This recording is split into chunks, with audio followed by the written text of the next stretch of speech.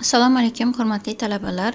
Ma'lumotlar tuzilmasi va algoritmlar fanidan o'tadigan navbatdagi mavzusi graflarda eng qisqa yo'lni aniqlash algoritmlari. Ma'ruzomiz rejasi bilan tanishib olamiz. Eng qisqa yo'lni aniqlash masalasi Dexter algoritmi, Floyd-Warshall algoritmi, Bellman-Ford algoritmi.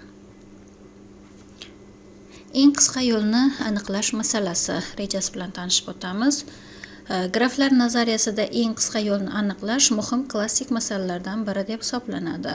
Uni hisoblash va yechimlarni topish uchun bir qancha algoritmlar mavjud. Eng qisqa yo'l masalasi bu grafning ikkita tuguni orasidagi eng kichik yo'l, masofa, zanjir, marshrutni topish masalasidir. Qaysidagi yoylarning vaznlarining yig'indisi minimal qiymatga ega bo'lsa. Bu yerda rasmda ko'rishimiz mumkin.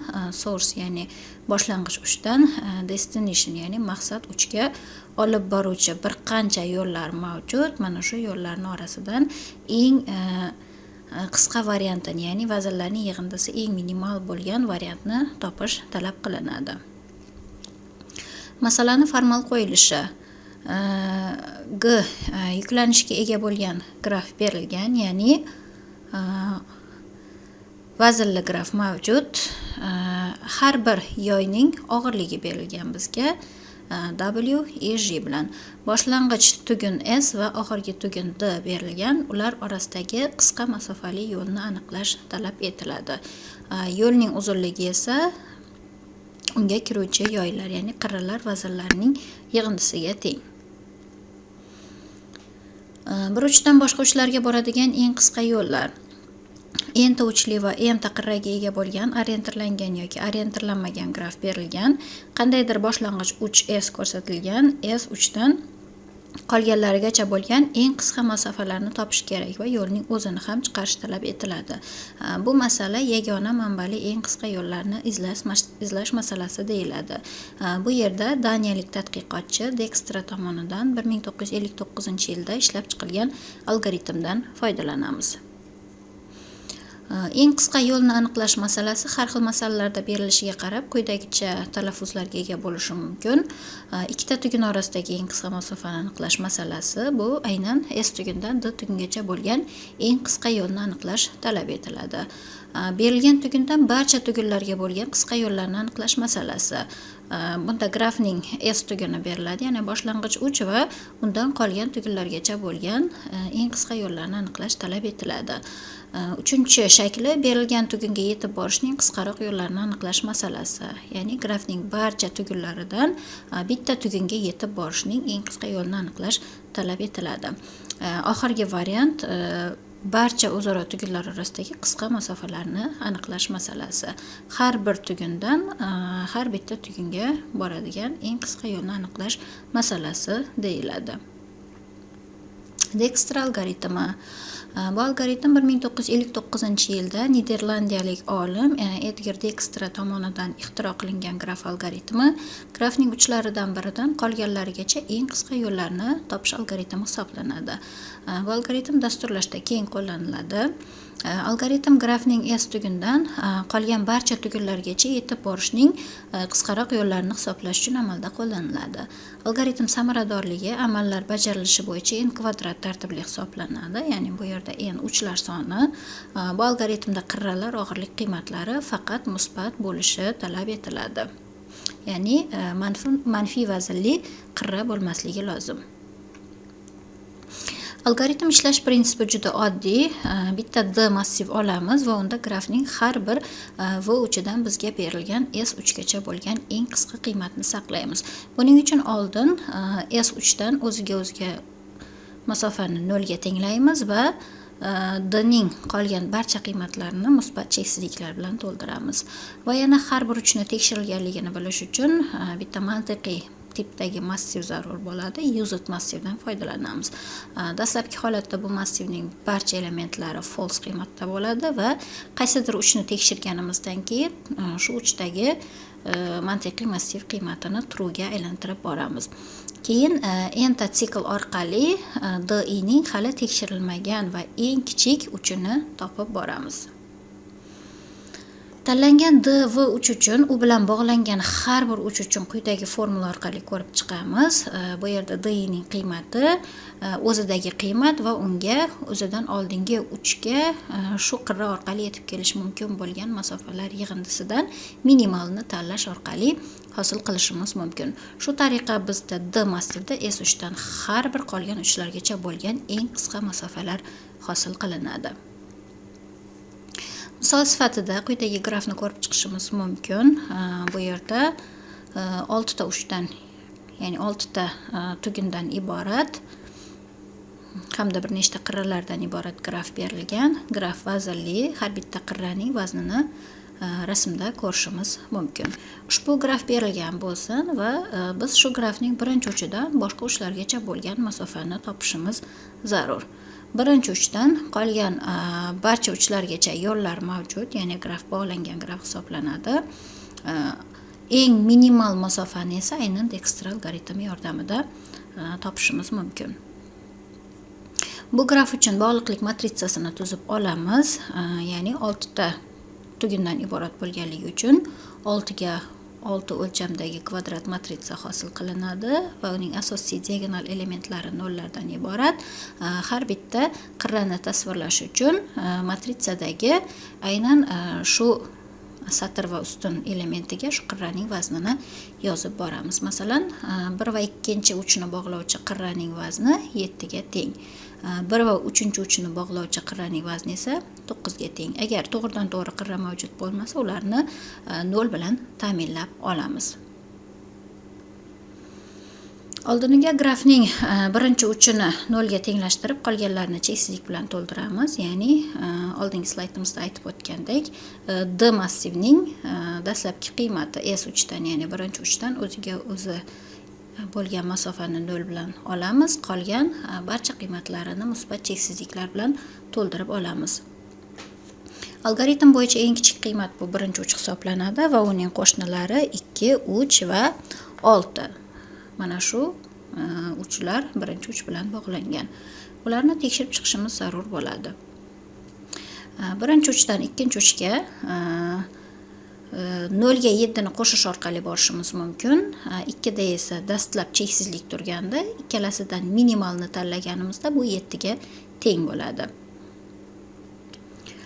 Ushbu uchni qolgan 3 va 6 uchlar orqali ham bajaramiz. Ya'ni birinchi uchdan 6 uchgacha 14 bilan kelishimiz mumkin, 3 uchga esa 9 bilan borishimiz mumkin.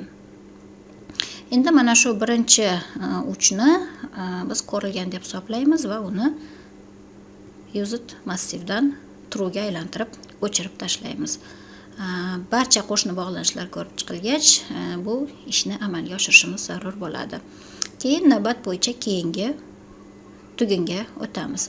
Ikkinchi bosqich xuddi birinchi bosqichdagi ishlarni takrorlaydi. Bunda ikkinchi tugun bilan qolgan qo'shnilari orasidagi bog'liqliklarni ko'rib chiqamiz. Uning qo'shnilari 1, 3 va 4-tugunlar, lekin birinchi tugun ko'rilgan. Shuning uchun biz 3 va 4-tugunlarni ko'rib chiqamiz. Demak, 2 dan 3 ga borish uchun 7 ni ustiga 10 ni qo'shish orqali borishimiz mumkin 17 bilan, lekin bu yerda 9 undan kichkina. Shuning uchun ikkalasidan minimali 9 sifatida qoladi.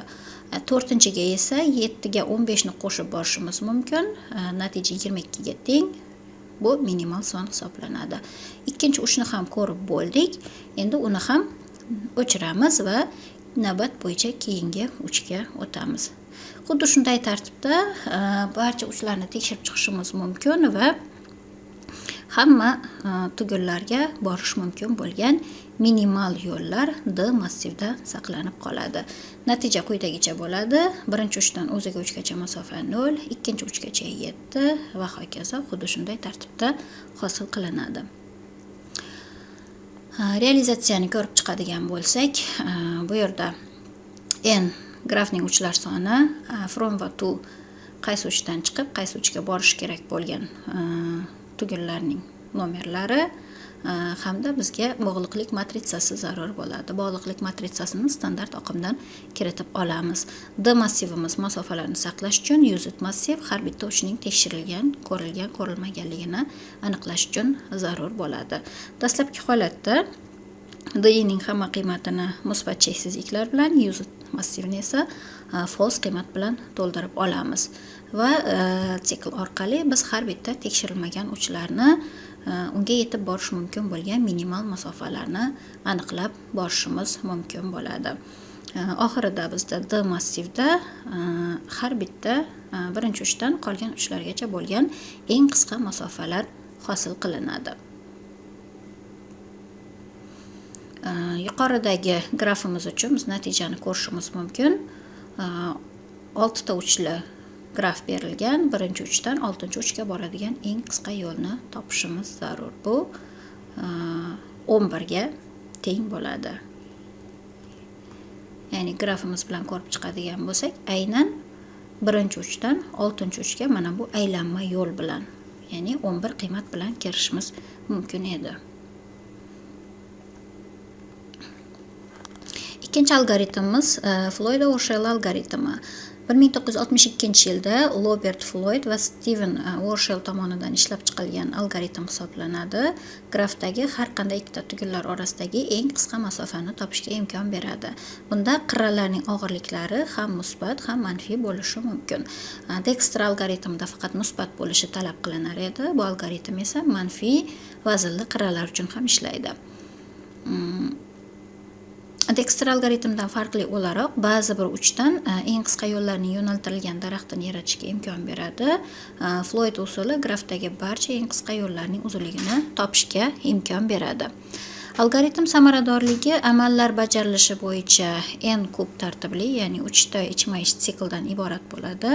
Qirralar og'irlik qiymatlari manfiy ham bo'lishi mumkin, ammo manfiy qiymatga ega bo'lgan qirralar halqa ko'rinishida berilmagan bo'lishi lozim. Ya'ni manfiy vaznli sikllar uchramasligi kerak. Chunki algoritm sikl ichida qolishi mumkin.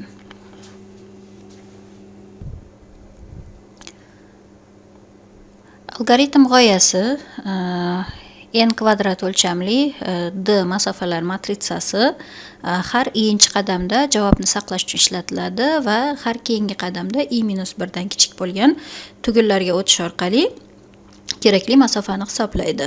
Masalan, biz i'inchi qadamni amalga oshiryapmiz. i+1 tugungacha masofalarni yangilash uchun o'zidan oldingi, ya'ni i-1 tugun masofasini tanlaymiz va masofalarni shart orqali tekshiramiz.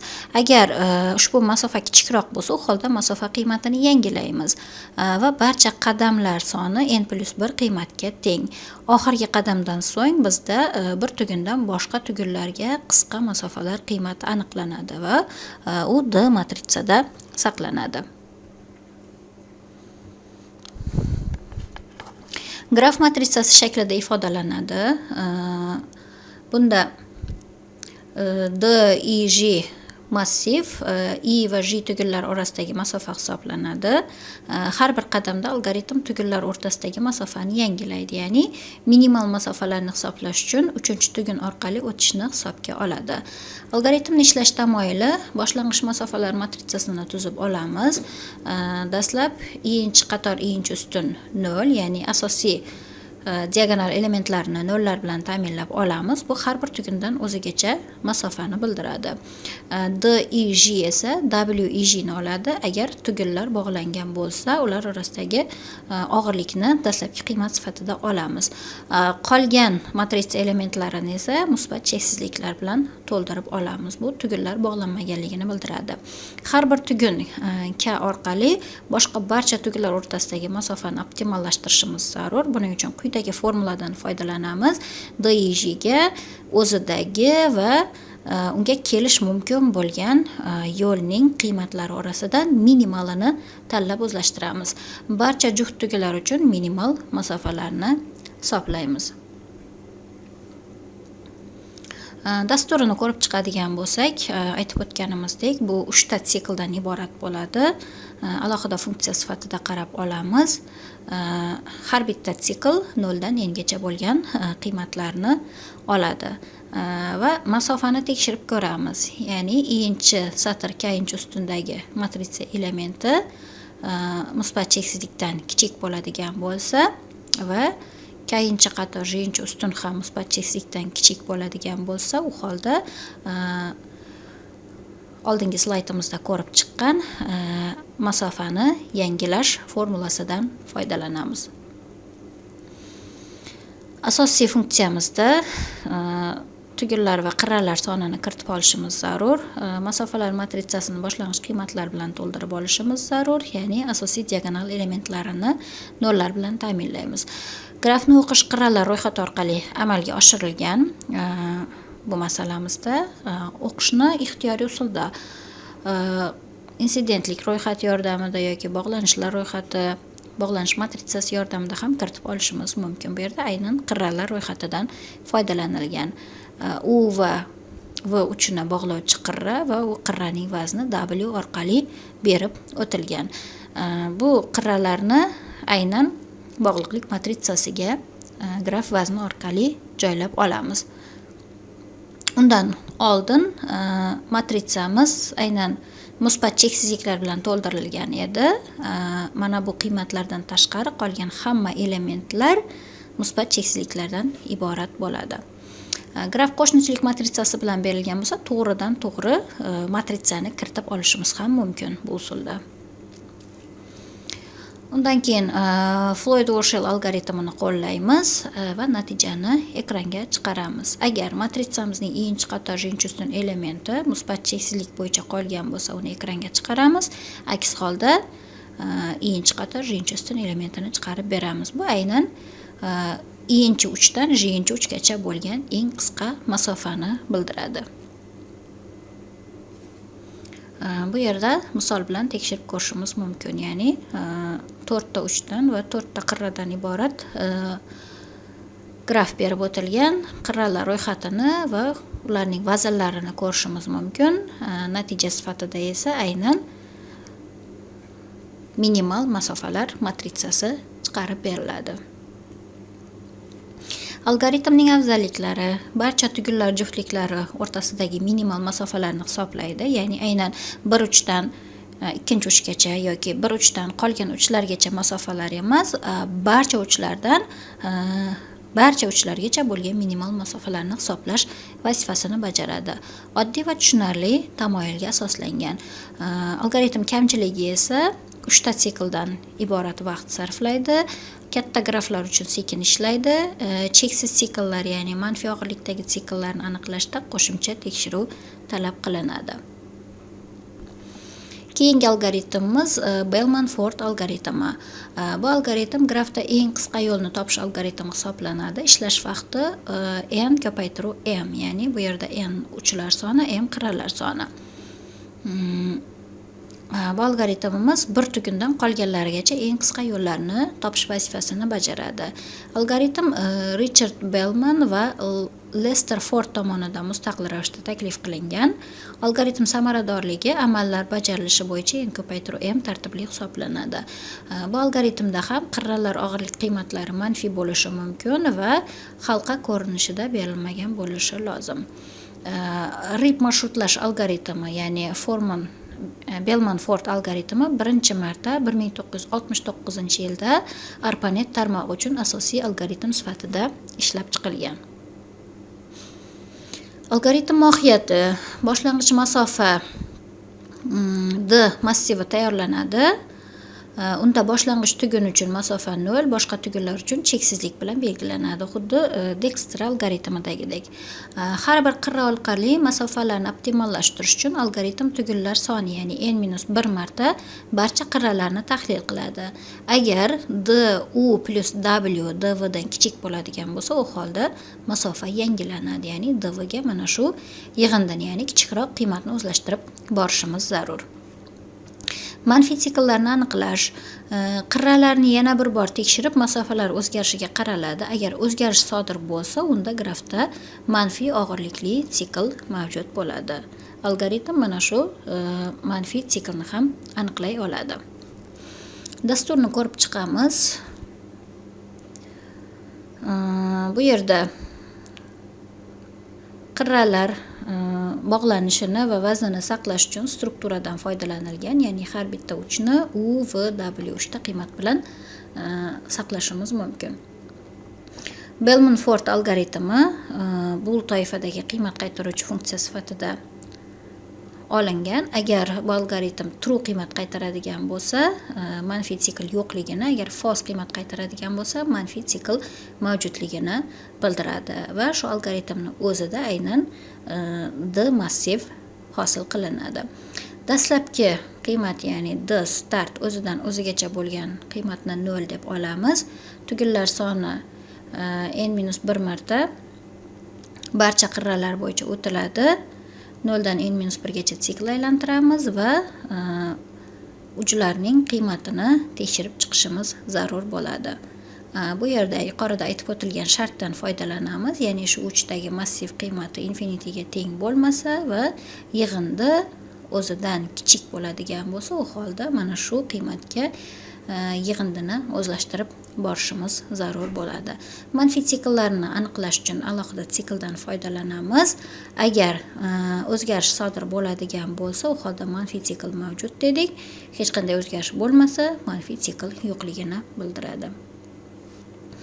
Asosiy funksiyamizda grafni tasvirlab olishimiz zarur. Bu yerda aynan qirralar ro'yxati va uning vaznlari boshlang'ich ma'lumot sifatida kiritib olinadi. Vektorga qiymat sifatida joylab olamiz bu qiymatlarni va Bellman-Ford algoritmiga murojaat qilamiz.